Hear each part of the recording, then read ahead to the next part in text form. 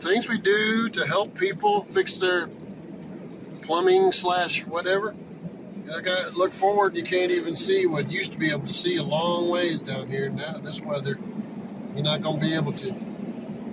But we get out here. Now I think I'm more worried about other people than I am myself. But believe me, I worry about myself too. If I stop making mistakes, I'll be dead.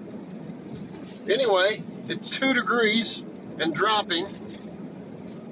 But there's still money to be made, and there's still some people that need to be helped. So, keep on keeping on, guys.